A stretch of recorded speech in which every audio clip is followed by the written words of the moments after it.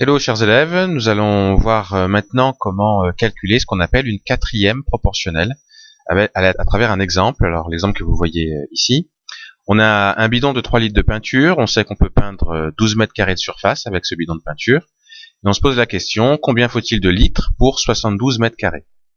Alors pour déterminer la solution, on peut faire un tableau de proportionnalité, et on va calculer ce que l'on appelle la quatrième proportionnelle. Alors pourquoi? C'est parce que là vous voyez que dans le tableau on a 3 nombres qu'on connaît et on cherche le quatrième. Voilà, et que c'est un tableau de proportionnalité. Donc c'est pour ça qu'on appelle ça quatrième proportionnelle. On a dans la première ligne le volume de peinture en litres, dans la deuxième la surface en mètres carrés. On écrit ce qu'on sait, 3 litres équivaut à 12 mètres carrés, et on se demande 72 mètres carrés, combien ça fait en litres.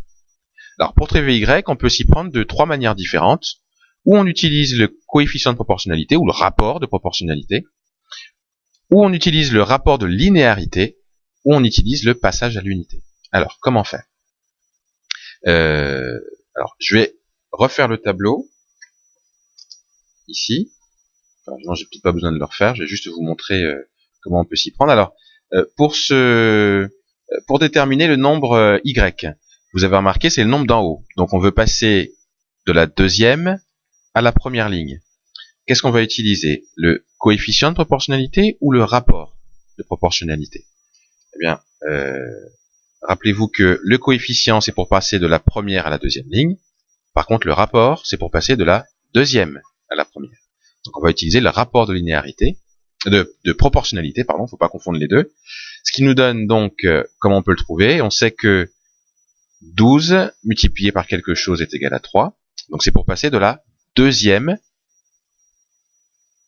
à la première ligne. 12 multiplié par quelque chose est égal à 3.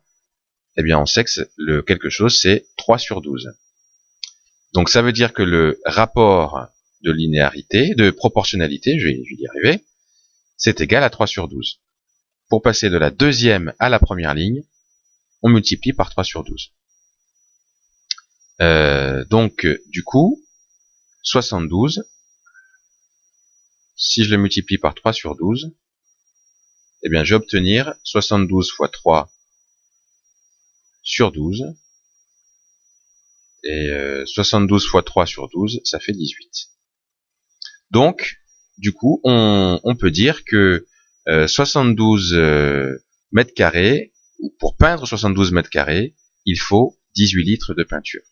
Donc là, on a utilisé le coefficient de proportionnalité, ou du moins le rapport de proportionnalité. Maintenant, il y a aussi une autre possibilité. Donc tout ce que j'ai écrit là, vous pouvez l'écrire à cet endroit-là. Maintenant, il y a une autre possibilité, c'est d'utiliser le rapport de linéarité. Comment l'utiliser, ce rapport de linéarité? Eh bien, regardez votre tableau. En fait, on peut remarquer que pour passer de ce nombre-là à celui-ci, qu'est-ce qu'on a fait? On a multiplié par 6.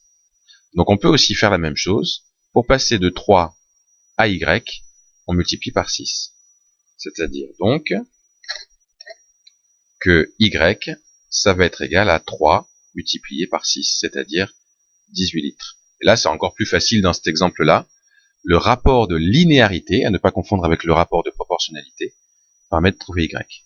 Donc voilà les deux premières méthodes. Alors faites attention parce que en classe de 5e, on ne peut pas utiliser ce qu'on appelle le produit en croix. Si on vous l'a peut-être montré, ou des personnes que vous connaissez, mais ce n'est qu'en classe de 4e qu'on peut vraiment l'utiliser.